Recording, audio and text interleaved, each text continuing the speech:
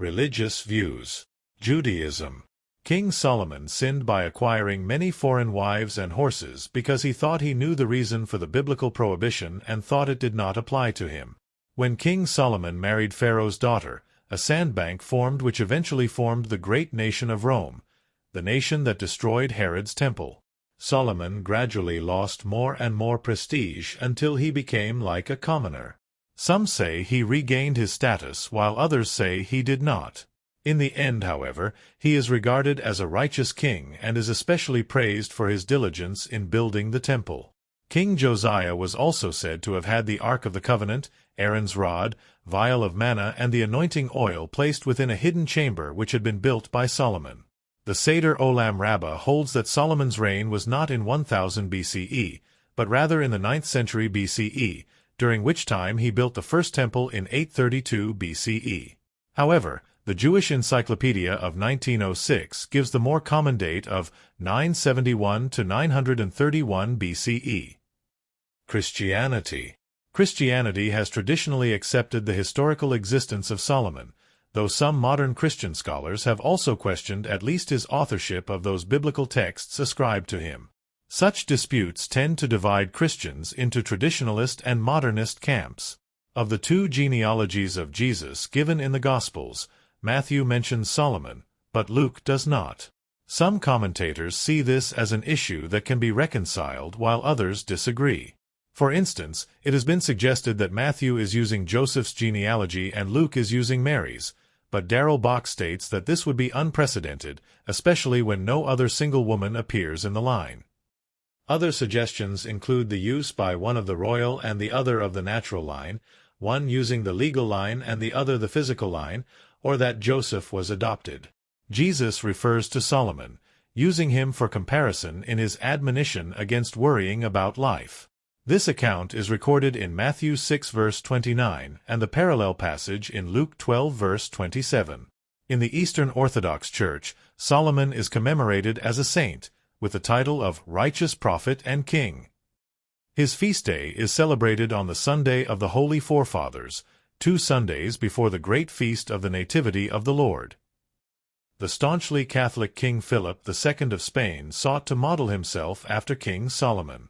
Statues of King David and Solomon stand on either side of the entrance to the Basilica of El Escorial, Philip's palace, and Solomon is also depicted in a great fresco at the center of El Escorial's library. Philip identified the warrior King David with his own father Charles V, and himself sought to emulate the thoughtful and logical character which he perceived in Solomon. Moreover, the structure of the Escorial was inspired by that of Solomon's temple. Islam.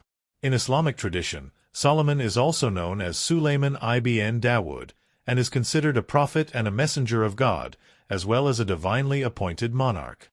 Solomon inherited his position from his father as the prophetic king of the Israelites. Unlike in the Bible, according to Muslim tradition, Solomon never participated in idolatry. The Quran ascribes to Solomon a great level of wisdom, knowledge, and power. He knew the language of the birds. Solomon was also known in Islam to have other supernatural abilities bestowed upon him by God, like controlling the wind, ruling over the jinn, enslaving divs, and hearing the communication of ants. And to Solomon we subjected the wind. Its morning stride was a month's journey, and so was its evening stride. And we caused a stream of molten copper to flow for him, and we subjected some of the jinn to work unto him by his Lord's will. And whoever of them deviated from our command, we made them taste the torment of the blaze. Surah Saba 34:12. And when they came across a valley of ants, an ant warned, "O ants, go quickly into your homes so Solomon and his armies do not crush you, unknowingly." Surah An-Naml 27:18-19. The Quran says, "They instead followed the magic promoted by the devils during the reign of Solomon." Never did Solomon disbelieve, rather the devils disbelieved. They taught magic to the people, along with what had been revealed to the two angels, Harut and Marut, in Babylon. The two angels never taught anyone without saying, "We are only a test for you, so do not abandon your faith." Yet people learned magic that caused a rift even between husband and wife, although their magic could not harm anyone except by Allah's will. They learned what harmed them and did not benefit them, although they already knew that whoever buys into magic would have no share in the hereafter. Miserable indeed was the price for which they sold their souls, if only they knew. Sure al-Baqarah 102. The Quran makes a reference to a puppet posing as Solomon in exegetically literature understood as a genie or demon who escaped captivity and took over his kingdom.